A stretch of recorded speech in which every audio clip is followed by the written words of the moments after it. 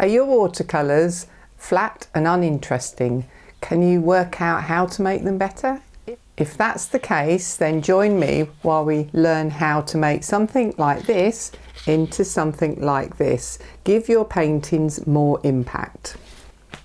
Hi, I'm Jackie Smurden. This is Dunnock Studio and I'm here to help you learn how to add contrast to your paintings. Today we'll be using Payne's Grey. If you haven't got Payne's Grey, any dark colour, black, blue, anything like that will do. It just helps you to see the values easier.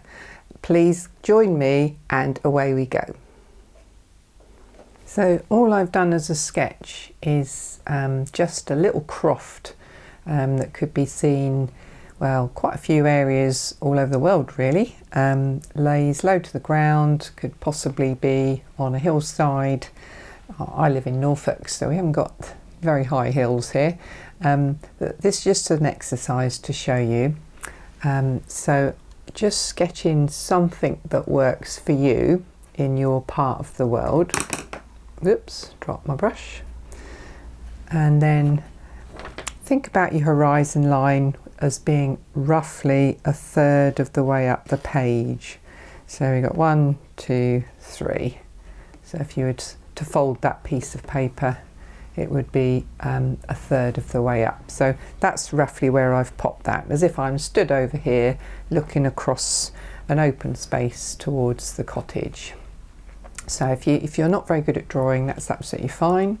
There is nothing wrong with tracing photographs, ideally your own photo, but if you haven't got your own, then use something similar to pixabay.com, where you can get free resource photographs that have got no copyright.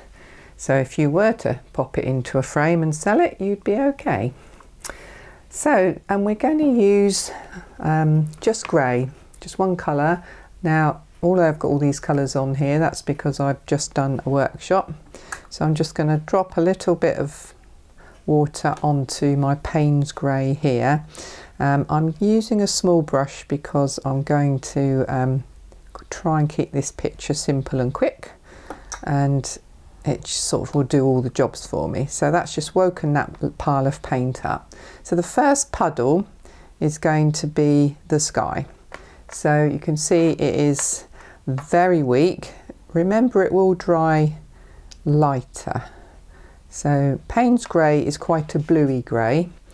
Of course you could add colours to this to make it bluer, cooler, and or redder and warmer, or yellow and warmer. You could do all those things, but for the purposes of this, that's almost like tea now, so I'm happy with that. So I could pre-wet my sky, so we might do that. Let's have a go. So my sky isn't going to be all the way down to the horizon, because I am going to put a hill in, because some of you lovely people do live where there are mountains and hills, and I'm very, very jealous.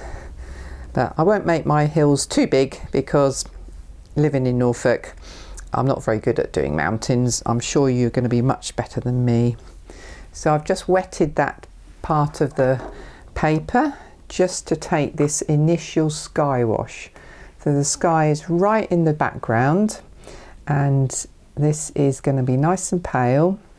You could just do a straightforward wash over if you wanted to, or you could do just leaving a few gaps, just random really, just to see if you suggest some clouds. Now, as you know, you're trying to pop a little bit of interest into your paintings. So you can leave gaps in your paint. Obviously this is damp, so it's still taking that paint off, but it's just going to allow you some nice variations in the paint. Now once I've got that on, I'm not going to touch it again. I'm going to try not to touch it again. I've got a little edge here where I've left the paper dry, so I will just run across that, because that will end up coming back along. So you can see the texture of the paper is working through on this block, and we've got quite a lot of water on there because I did a really wet wash. So if you think, oops, I've dropped some in, so we go, get a little bit of variations there. So I can just lift that out, wipe my brush.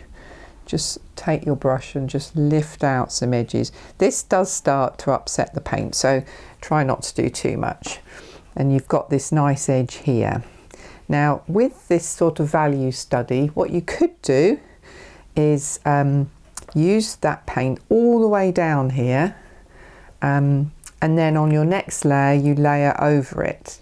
Now I find that very laborious, and there's not much variation in each layer because you're adding on the same thickness, if you like, of paint. So I prefer to move it along and add more paint as I go to make it a little bit more obvious, a little bit more quicker, and so you get quicker results. Now where I drop that water in, you can see I've got a little bloom here which is making a shape that is not necessarily what I want. Now my water on here is still quite damp, so as long as I haven't got any more water on my brush, I could just run along there, try and disperse that mark into some sort of cloud shapes. And that's about it. I won't do any more. And we'll let that dry completely.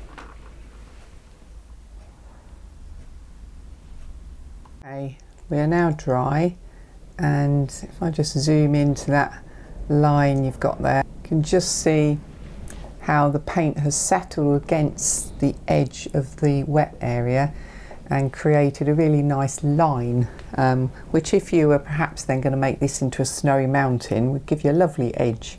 I don't know how well the colour is picking up on the video, but Payne's Grey has definitely got a lovely soft blue tinge to it, so it's actually quite a nice grey to use in your pictures. Now going back to the cottage can be whatever you like. If you've got a reference photo, it's quite nice to have a look at that to see where the lights and darks are. If you haven't got a reference photo, you're making this up, that's fine. Decide where you want the light. Do you want the light coming from behind? Do you want the light on the front? Wherever you want the light.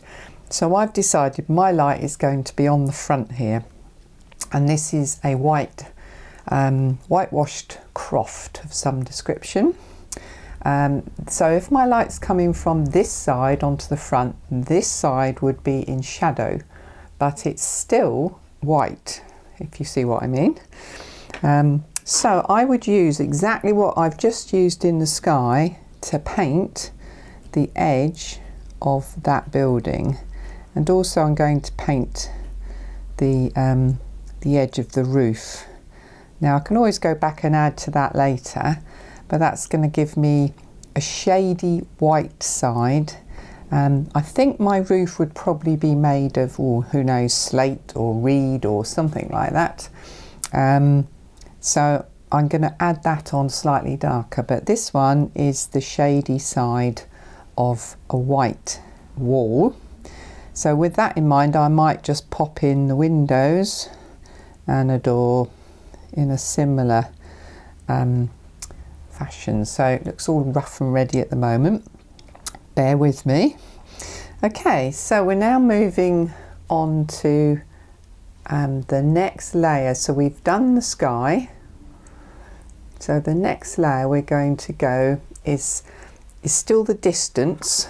So it's not quite the middle distance, but it's not quite the sky either. So it's a pale one. You can do as many layers as you like. So what you can do is add more paint to this puddle and just make it slightly stronger. Or if you want to really sort of get your head around this, is start a new puddle and try and get it slightly darker than that one without overdoing it. So what you might need is a little piece of test paper. So I'm just going to pop the first one that we've just done on there, which is the sky. Then I'm going to mix up my next puddle. So this one is obviously going to have slightly less water, as long as you've got enough water to cover what you need, and slightly less water, or if you need lots of water still, then slightly more paint. Now, you can compare the two. That's still a lot darker than that, so let's just go for it and see whether we've got enough. See, if you overdo this, you'd sort of jump ahead of value stage. So now I'm going to test that on the paper. Okay, so it's definitely slightly darker than that one. Is it too dark? Well, if you think it is, then that's why I tend to use a little pipette for my water, as you can add just a little bit of water, just loosen that up fraction more. It's not an exact science, it depends on your paints, it depends on how much water you're using. It's no good me saying use 12 drops per blob of paint, it just doesn't work. It's just a case of having a go. So I've slightly, that's better. So I've slightly put more water in, therefore I've slightly diluted it from that one. So I've just gone a little bit higher, but it's still darker than that one. Again, you have to remember that these will dry lighter. So we've got a very slight change in value there.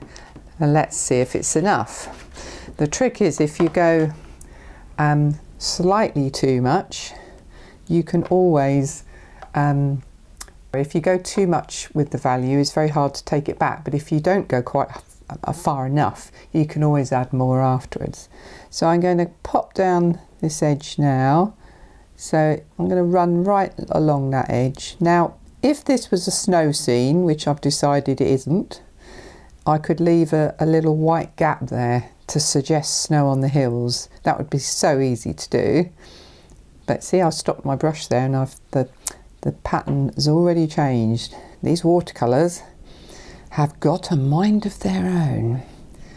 You're probably noticing I'm just leaving some rough, ready shapes here, which is, I'm trying to suggest the next layer might have some bushes or scrub or something in it. Now here I'm going, not being too careful there, but I am being careful on my horizon. It doesn't matter if I go over it. This is just an exercise in value. Now I know that the roof is going to be slightly darker than anywhere else, but I don't want to put any paint over that white area. I'm trying to save my whites. Don't worry, if you can't do that, buy some white gouache or gouache depending on your pronunciation, and add it in at the end. Now I've got a very wet end of a cottage here, so I'm not going to go near to that because it's going to run straight in, and we'll sort that out in a minute. Just running up that hill, showing my age. There we go. So there might be something here, who knows. So that is the distance. So we've done the sky, now we've popped the distance in. So let's just zoom in. I'll have a little look at what's happening in this layer. Look at that, colours splitting. That simple old Payne's grey, absolutely beautiful. Let's just pop it on and leave it alone. So I'll let that layer dry, and if you've got some big drips occurring like that, just get yourself a dry brush and just slurp them off. Try and take them out without overdoing the fiddling. I wouldn't put a paper towel on there though, because you really will disturb it. So it doesn't matter if we get runbacks, etc. But it just gives you an idea how you can, if you've got that going on and you want it's a bit too much, you're worried it's going to make strangers, just lift it off with what we call a thirsty brush. Let that little brush take it off for you. Don't overdo it. Okay, let's get this dry. So that's just been dried off with a hairdryer, purely for convenience. If you were doing it at home, it's just nicer to leave it to one side, go and do something else, read one of your art magazines, go and make a cup of tea, maybe pour a glass of wine.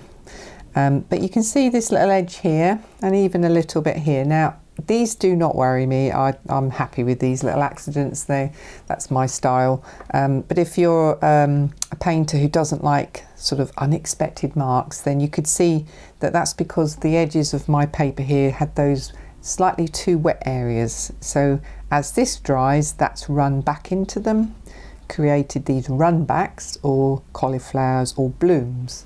So to me, it's just extra texture on the hills behind, so I am not worried about it. But it's just something to bear in mind, because everybody's got their own style of painting and you might not like that. Now, although we're working our way down the painting, there's nothing to stop us reverting to a pale colour if we want to. So, for instance, the front of this cottage might be bathed in light from this direction that we said earlier, the light's coming onto the front. So I might want to go back to my original wash, which you remember is the same as the sky and the side of the house, and I might just run that down from the front of the cottage down here, maybe, just to suggest this hill has got some light on it that's going over here, so it could be like a path up to this cottage. Could be anything, couldn't it? But also it's suggesting the shape or topography of the land that the cottage sits on. So that's just the same as the sky, so that's where it's handy to keep your original puddles. So that's now going to dry, and whilst that's drying, I'm going to mix up my third puddle. So again, I'm going to need my test piece of paper ready. I'm not trying to be perfect here. This is not what you're doing. You're just trying to get a rough graduation difference between each layer you do. And it's not easy when you do this. You will get frustrated if you've never done it before. So I'm trying to make it slightly less see-through than the one before. It's hard to tell. I've used the grey because it's so obviously easy for you to see the values. So now this time we've got to go back to the last colour we used, which is this one. Just put it on and leave it. Make sure I try not to add any more water, so I've got to sponge my brush off. Just pop that up there a little bit because it's in the light. Now here's my new one. Have I got it darker than that one? Ooh. Yes, a little bit darker, isn't it? But let's just push it a little bit more. Just pick up a tiny bit pigment and try another one. Yeah, that's not bad. That's not bad. Depends how quick you want to jump up the values, because there's water in there. It's pooling one end and it's quite pale the other. So I'm just going to add a little bit more. So that's the last one we did. This is the one we want to do next. That's better, isn't it? So yes, I'm going to go for that and see how that works. So this is nearly dry, so some things are drying quicker than others. I'm going to put my test page to one side and give this a quick blast. Here we go. So we've done the sky, we've done the distance. Now I'm going to pop in a very simple middle ground value here. Now, of course, I could do this differently. I could layer it, I could do leaf shapes, I could do gaps in it for light, but I just want to show you how this idea works. I don't want to do a perfect, pretty picture. So it doesn't matter if you overlap where you've been before, just give you more different values. Just try and get that on in. There we go. Middle ground done that side. Let's do some middle ground over here. So this side of the cottage and on the shady side. Let's go across here. We don't know what any of this is. Could be all sorts, couldn't it? just do a bit of negative painting if you want there. So then what do you do when you get to this area? Well, the first thing I think I'm going to do is use this colour to do the roof. So although it's in the bright side, it's still, I think this roof is quite dark, so I'm going to just do that. And it's made of whatever it's made of. Just pop that in. Again, you could leave little areas of white if you wanted to. You might find yourself doing this and going off into a lovely painting. So let's just pop a little line there to join that dark shade to that dark shade. That's going to work better. So this one here, you've noticed I haven't done with this mid value, and there's a reason for that, so we're going to come back to that one in a minute. I'm going to add slightly more of that to this shape here, but not in all of it, just a suggestion. You could obviously use a slightly different shape brush, or it's just a hint. I'm not too worried about that. So while that's all drying, which is quite wet, here's that puddle effect again. Let's try and move that away. Now I've got all this area here, so I could fill it with this middle ground, or I could go foreground, which is the stronger one. So what I'll do is bring this one, let's bring it down here.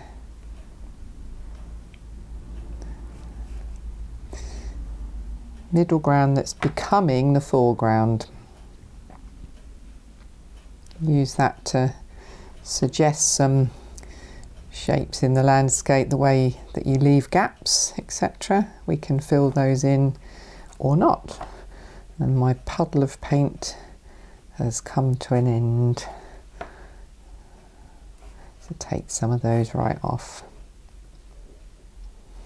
Okay, I'm in danger of losing that detail there, so leave it alone and dry time again. I've got the middle ground is dry now, so I've got the next one that I've mixed up, slightly stronger than the one before, but I haven't tested it yet, so let's have a look. It just depends how strong you want this foreground to be. I'm not convinced I need it much stronger, so I might not go too far on this one. I might just, oh no, when you put it on, you then suddenly notice that you've lost a little bit there. Gonna have to go and raid another palette for grey, which is here.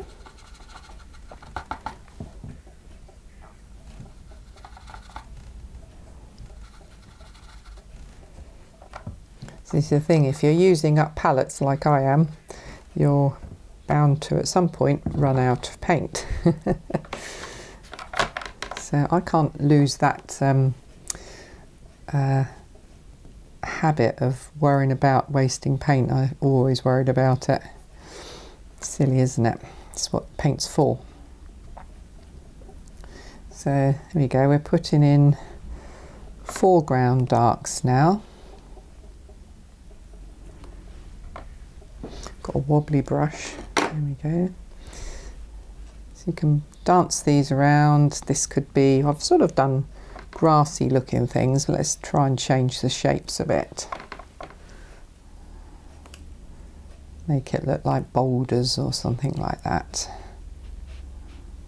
Try and get that run off the edge that I keep ending up with. So you might do sort of quite geometric shapes here. Let's get rid of those pretty shapes and make it slightly more wild and rugged. There we go, that's better. It's up to you how you do that bit. But you've put a foreground dark in. So we've come from the background sky through to the foreground, but we've borrowed the sky colour for some light area here. Going back to the cottage, now I could use what I've just made there to go around the cottage, but I'm actually going to mix up my hopefully my last dark, which is, whoops, just popped my hand on the bottom there. So obviously better practice is to let that dry first. Now this is really dark. Is it dark enough? So I'm painting around the cottage. Hang on, let me just go in a bit closer for you. So what we call negative painting. So let's just bring that around the cottage. The idea being that this cottage is actually, on the front of this cottage, it's white and it's bright. So what I'm trying to do is put the darkest part of this painting or this sketch next to the brightest part. You'll see this in a lot of paintings that work, as in they attract your attention. You think, oh, I like the look of that, and this is generally wise. They've got good contrast in their values, so it makes you want to look at it. So I might have made that too dark. Time will tell. I could add more darks along the back here to sort of pull those together, and just sort of put some little dots and dabs around just to suggest that it's some dark, because this is the house. We want to focus some darks around there as if it's going to pop out from the background. So it's a good way of using trees and scrub, is to bring out the actual sort of the focal area of your picture. You can use this dark all over here to add detail, etc. But this is one way. Now I wouldn't probably add too much more now, because the focal area is here.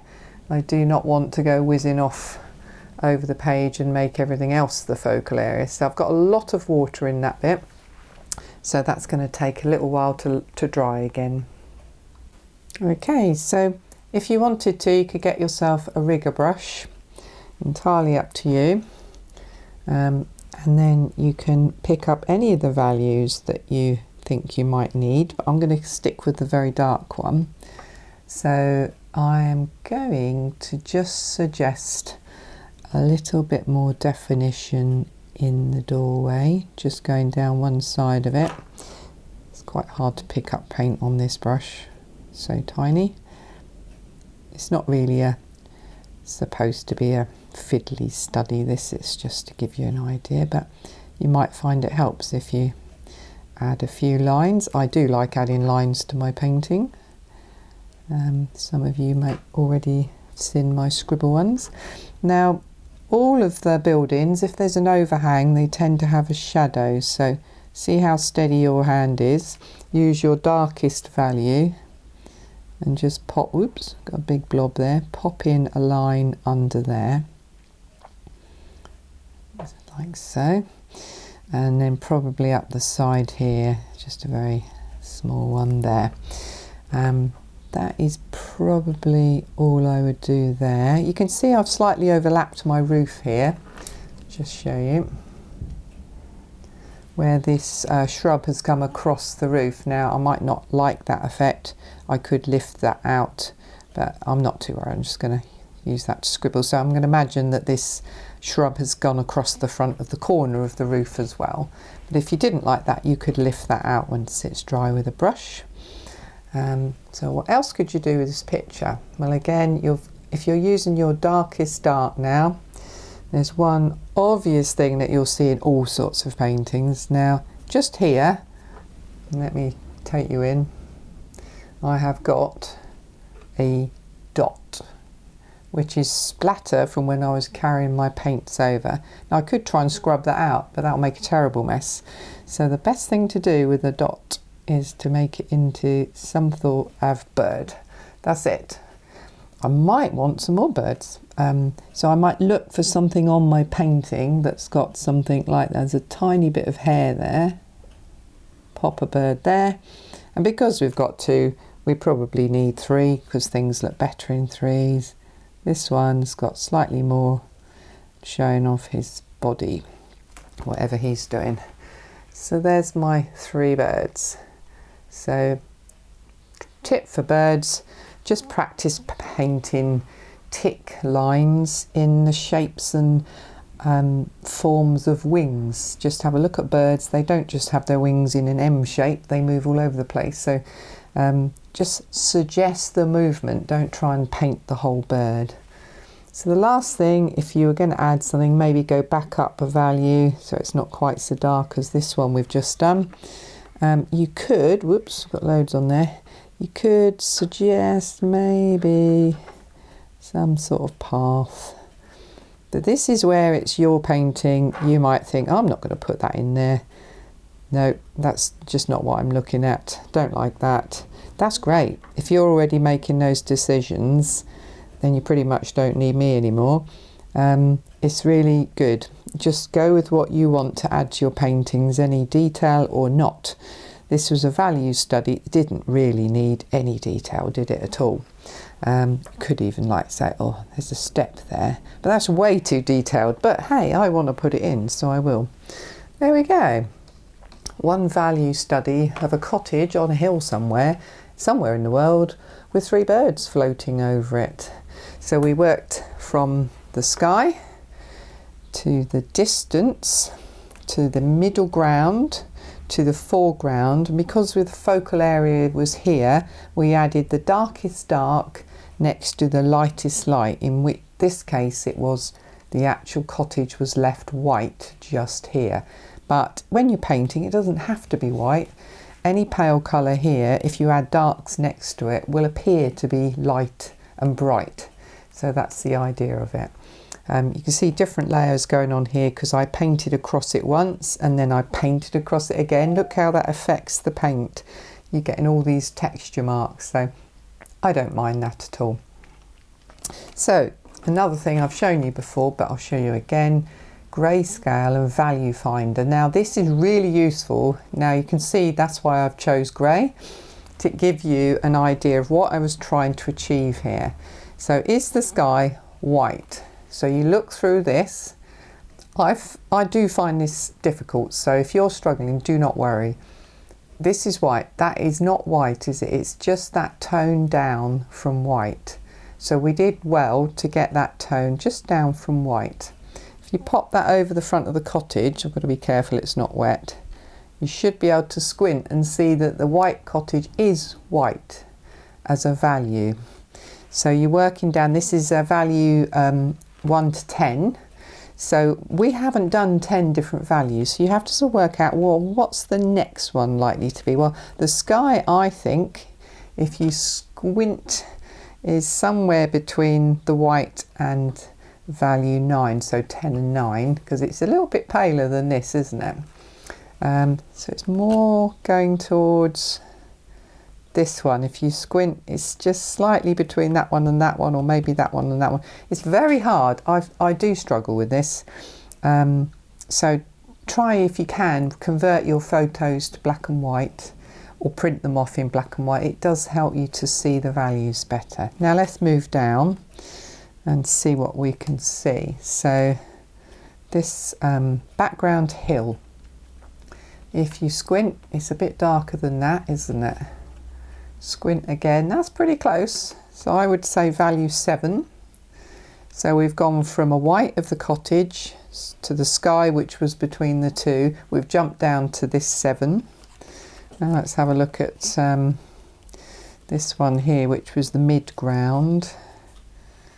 So we have a look through there. It's a bit darker than that, isn't it? Squint and look through. Oh yeah, that's about right. So that's a value 4. So we went from 7 down around the corner and back up to 4. And then in the foreground here, we've gone quite dark, but it's a bit varied. So let's just pick an area and get, so it's obviously much darker than this. It's darker than this. So it's probably about this one. If you squint, it starts to disappear into that. As close as we're going to get is value 2. So that leaves the last value, is value 1, which is black. Now obviously this is not black, but it's closer to the black than it is to the next value, value 2. Do you see that? It's darker than value 2. And it's, well, it's close to the black because it's a grey, so that's not bad. So we've gone from a white, which is the cottage, right through to almost black, which is the shrubs or whatever they are surrounding the cottage. So that's the focal point. And all of that has been done with one colour. So if you get one of these, they are really useful. Just keep trying, because it does help you to stop you doing a painting that's all in that colour. All in that, see, I've done it myself, all in that value, is that they're all quite pale and there's no drama. You might have some white showing, but without a dark to set it off, it gets a lot wishy-washy, is the word. There's my technical term, wishy-washy paintings. Add some darks in and your paintings will go boom, come to life. So one tip you can do is colours look different to a value study like we've done. So colours I find harder to see than, say, grey, which is monochrome, so that's been quite nice. So get your colours and paint with your thickest, darkest colour, least water. So obviously blue isn't black, but that's as dark as this will go. This is all watercolour, I promise you. And then slightly adding water like we've just done, come your way up the scale till you get to one that's almost white. Well, obviously that's got a slight tint to it because you can just see there's a colour there, and the next one would be white. Paint some of these, try it with a grey first if you've got a grey or a black. If you haven't, then just pick your dark blue, whichever blue you've got, and try and do a value study and make a bookmark, something like that. It's a good exercise. It is tricky. You will find, oh, you put it down and then it's too light or too dark, but that's how you learn. This, I hope you found it helpful. It might be too much for you because we jumped about. We went from light to darker to light again, very light. But the theory is the same. So if you did this in colour, it would work, because as long as you had a dark next to the light, you'd be okay. But if you can't see the values because it's in colour, colour does look nice, but it's value that's doing the work in your painting. So if you've got any questions about that, just pop them in the comments and I'll do my best to answer them. If this was too complicated for you because of the design of it, let me know and I'll do a simple version to help you understand it. But yeah, value studies, you'll hear it called tonal values, tonal study. It's all just a variation on a theme, but have a go. And you don't have to pick a cottage, you can pick anything you like. But remember, the darkest dark next to the lightest light.